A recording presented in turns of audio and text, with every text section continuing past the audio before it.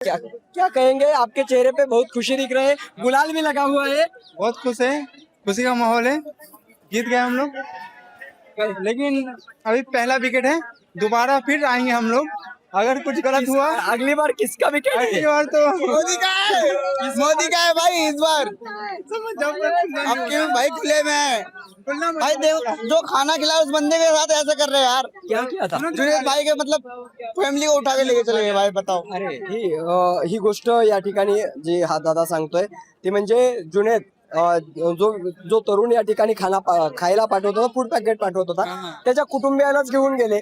आता त्यामुळे त्यांचं म्हणणं आहे की पहिली विकेट पडली, आता मोठी विकेट पण बाकी आणि ती आम्ही पाडणार, अशा पद्धतीचं मत या तरुणाईकडून व्यक्त केलं जात असल्याचं आपल्याला पाहायला मिळत आहे.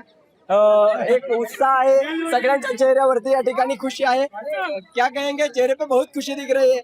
यस डेफिनेटली बहुत खुश है हम सब, क्योंकि जो एजुकेशन के लिए चेंज हुआ है वो उससे बहुत खुश है और डेफिनेटली चाहेंगे कि और चेंज हो। ये काफी नहीं है, अभी 3 बार हो गया अभी मोदी जी को, लेकिन एजुकेशन के रिगार्डिंग उन्होंने बहुत कुछ नहीं किया है। तो उम्मीद करते हैं कि अभी और बहुत कुछ होना बाकी एजुकेशन के लिए, उस पर फोकस करें अभी। आता हा पंतप्रधान मोदींना सुद्धा एक महत्वाचा संदेश आहे की 3 वेळेस पंतप्रधान झालेत, पण शिक्षणासाठी त्यांनी ठोस अशी कुठलीही गोष्ट केली नाही, असं ते आता यांचं म्हणणं आहे.